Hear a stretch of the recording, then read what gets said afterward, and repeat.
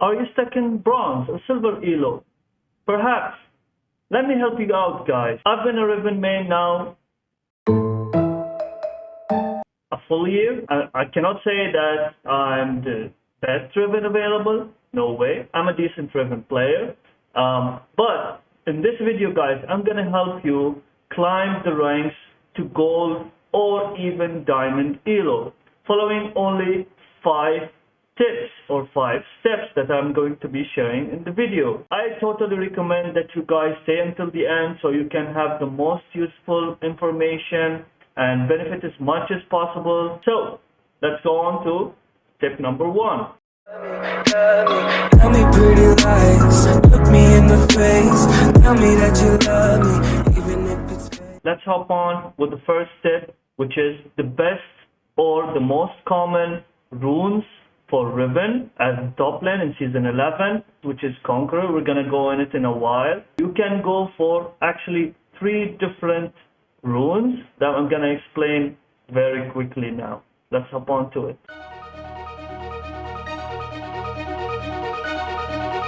So the first keystone we're going to check out, Precision. You have 4 options in Precision: Firstly Attack, Lethal Tempo, Fleet Footwork, and Conqueror.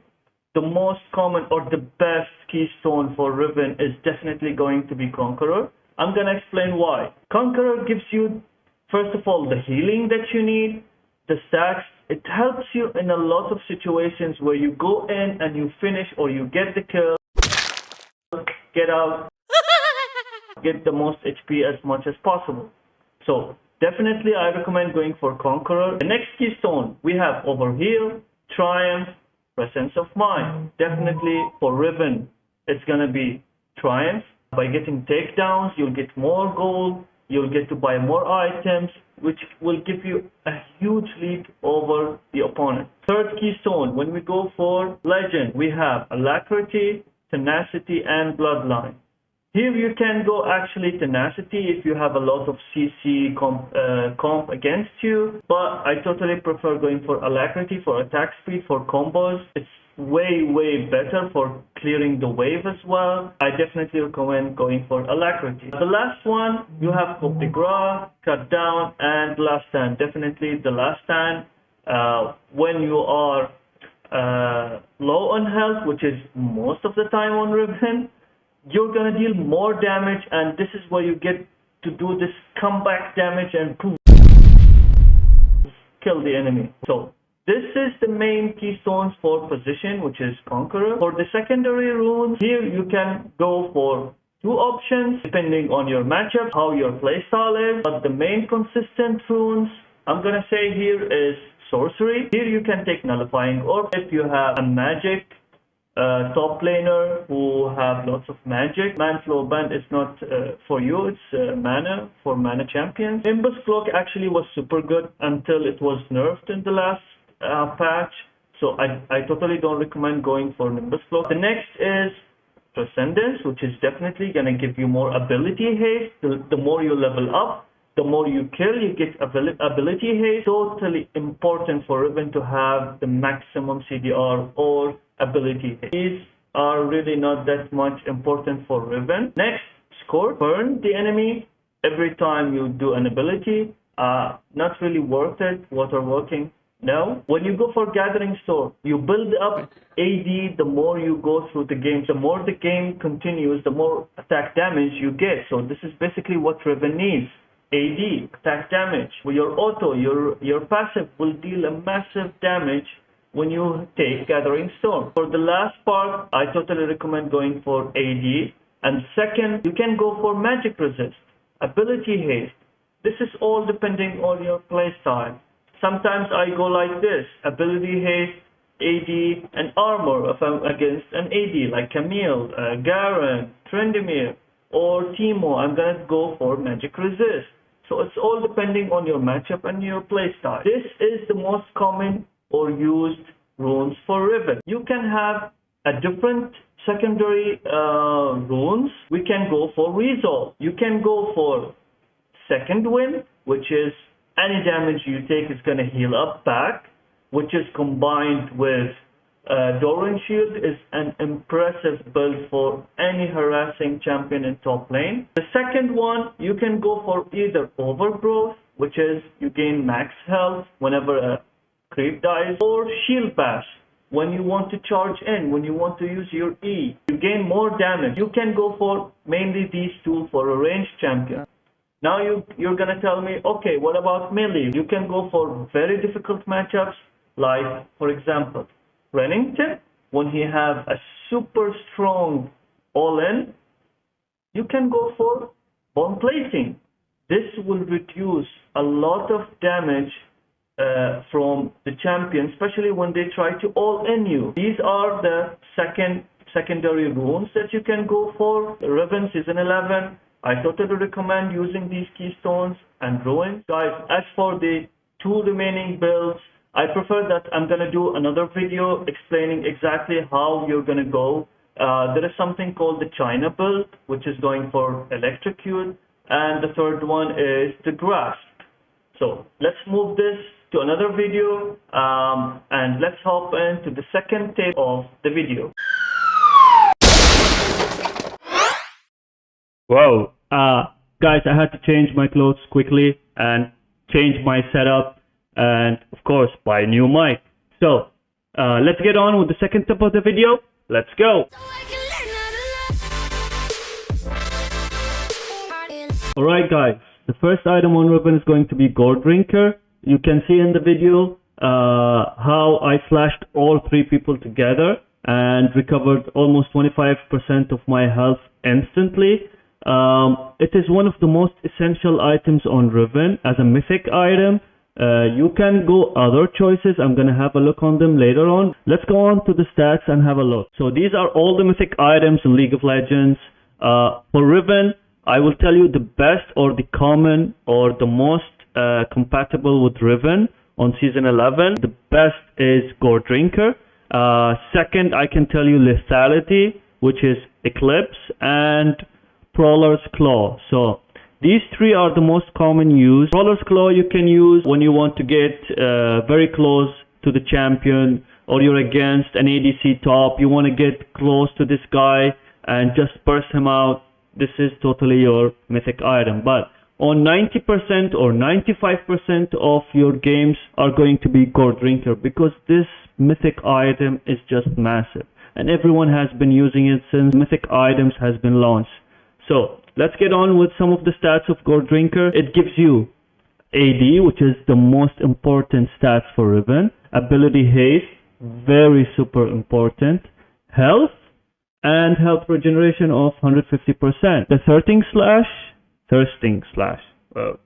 Okay, deals 100% AD damage in a 450 radius around you and heals you for 25% AD. 10% of your missing health for each enemy champion hit. Reduced by ability haste second cooldown, and the passive gives you you gain 0 to 15% based on missing health, bonus attack damage, and it empowers all your items with 5 ability haste. Can you imagine how much you're gonna stack up on ability haste when you take Gold Drinker? And this is very essential for even doing your combos, holding out your Qs, getting all the cooldowns as soon as possible so you can smash the opponents very quickly. So the most common or the best I can tell you, in my opinion, is the Gold Drinker. Alright guys, so the second item of the most important build in Riven would be the Black Cleaver. The Black Cleaver is every game build item, but depending on your playstyle, guys, sometimes I prefer to go Ravenous Hydra instead of Black Cleaver, but it all depends on the matchup as well, not only your playstyle. The third item, guys, is the Death Stance. Death Stance give you a lot of armor, especially in a team comp, which we have as an example here of Rennington, and most of the team is ADs, which is one of the most and core build in Riven Season 11. Death Dance as well gives you the damage and ability haste, which is a massive item on Riven. There are some stats on Death Dance that most probably some of whoever takes Death Dance are not aware of this, but whenever you get a takedown and you have Death Dance, you gain 50% of your max health regeneration and all the damage that you have received. So it's something that most people are not aware of, but it's a very important stat in Death Dance. Right, so as for the last item, or the last two remaining items on Riven, would be Guardian's Angel. This item gives you the damage and the armor and definitely the survivability in team fights, and it's something very crucial on Riven because you are the initiator on your team, you're the engager, so you want to be on the front row and you want something to keep you alive at all time. And definitely when you want to try to build Guardian's Angel, I totally prefer to take the stopwatch first, so can utilize the stopwatch, then upgrade it to Guardian's Angel.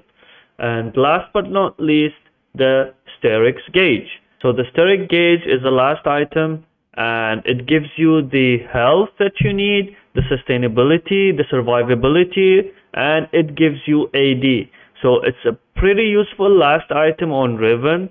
There are multiple choices that I'm going to show you now quickly. Let's go on with some of the items that you can take and you can change according to your style. Silvermere Dawn and Chainsaw. You can use Silvermere Dawn when you have a lot of CC team comp against you to get free of all the CC or the massive CC. And the Chainsaw is when you have a team comp who have a lot of lifesteal or a champion who heals a lot. Let's say, for example, Rennington, Silas, all of these champions have a lot of lifesteal, so Chainsaw is gonna counter this heavily. That's what I recommend, guys. As for the boots on Riven, you have three main boots that you can go for. You can see them above. We have Lucidity boots, we have Steel Pleat caps, and we have Mercs. Each depending on the matchup that you're going against, your playstyle against, and whatever you need in terms of armor or tenacity or about ability haste. Alright guys, let's go to the main and most important tip of the video, which is the laning phase. We could hide away in daylight. There are three stages in any game that you're going to play. First one is early game, the second one will be the mid game, and the third one is going to be the late game. For the first early game, which is the most important thing that you can do, is wave control. So I'm gonna teach you guys how to do this quickly and brief. As you guys can see here, the wave is currently pushed towards my tower, and this is the early game of the first three levels.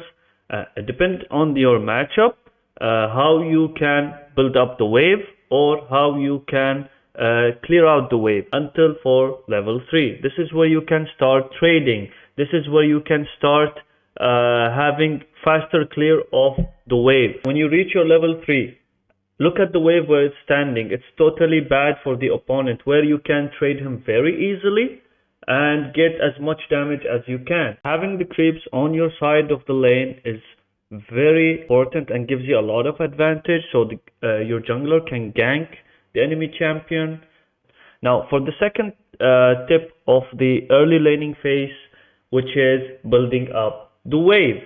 So as you can see, you should avoid pushing as hard as possible and just last hit the minions. This will give you something called building up the wave. So you're trying to build up as much as creeps on your side, so when it ends up and pushed all the way through the enemy side, it's going to be a massive wave that the enemy cannot trade you or cannot fight with you, because you're going to have the advantage. Even if he tries to fight you, you're most probably going to win that fight. This is a very important tool, and the top lane will give you the advantage of something called cheat recall or fast recall, where you can recall, go back to your lane without losing that much of CS or XP, which gives you a lot of advantage for trading and most probably killing this guy easily with an item advantage. Guys, let's go for the mid and late game. They're very similar in concept. What you need to do is push on the side lanes because Riven is massive split pusher and farming jungle camps, getting catches. This is the mid-late game purpose or objective in the game. So whatever you want to do in the mid-late game, you have to make sure you get all jungle camps, river camps, blue buffs, red buffs. You try to get as much as possible till you are so ahead of everyone that you are going to literally 3-shot anyone in the game.